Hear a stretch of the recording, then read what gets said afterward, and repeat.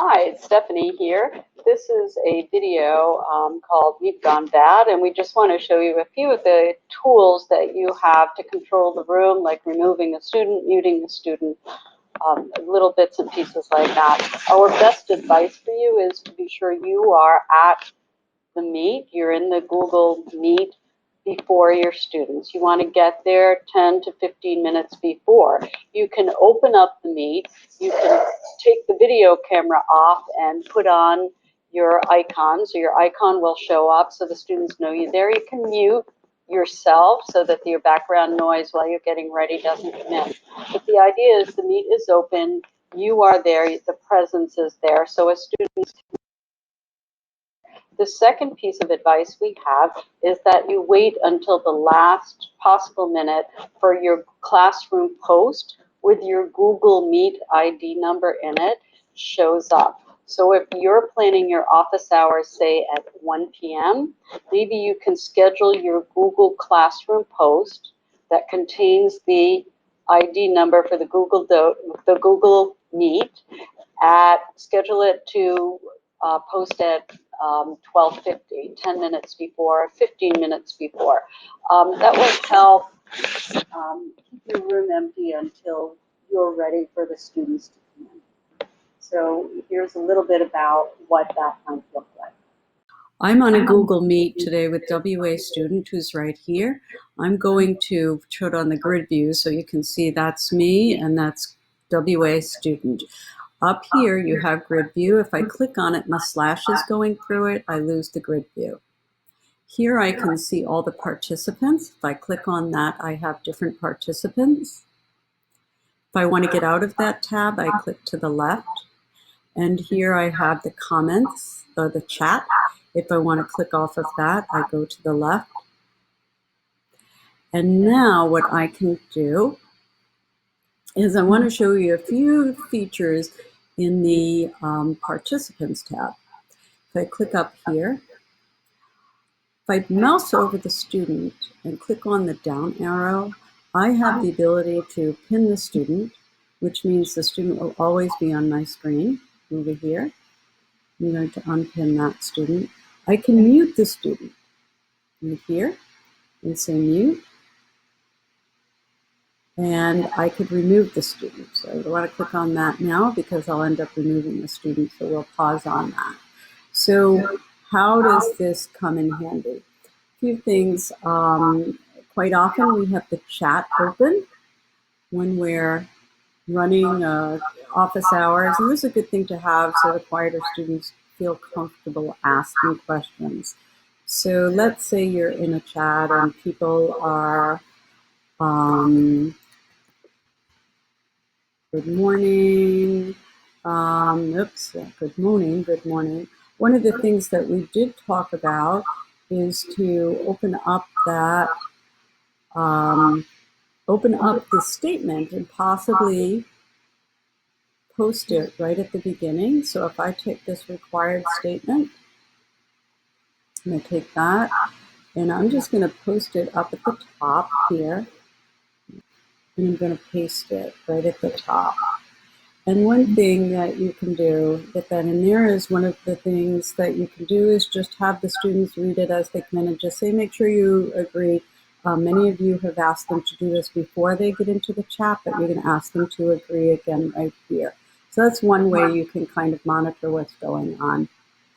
But let's say you have a student who is not really willing to participate, and they get carried away. So what I'm going to do right now is I'm going to change my screen and I'm going to go over and I'm going to become WA Student. So hold on 1 minute here.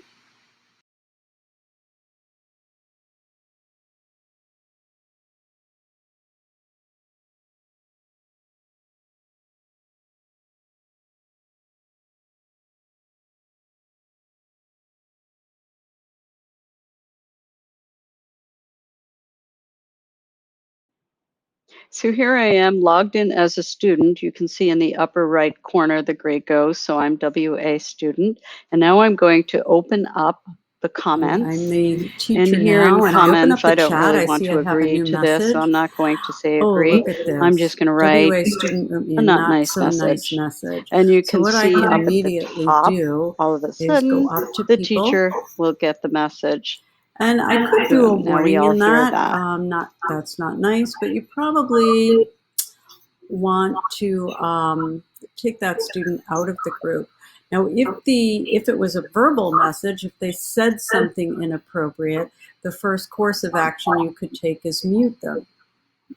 And I say mute, and let's see what that looks like from the student end.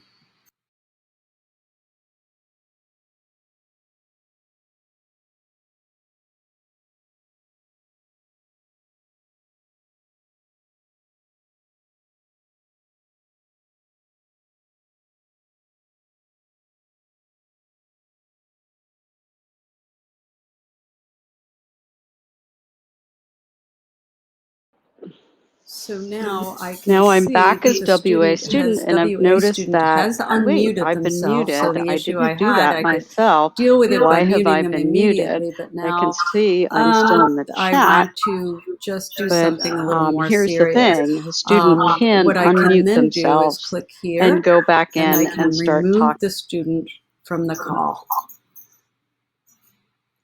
And now that I've removed them, they get a message on their screen.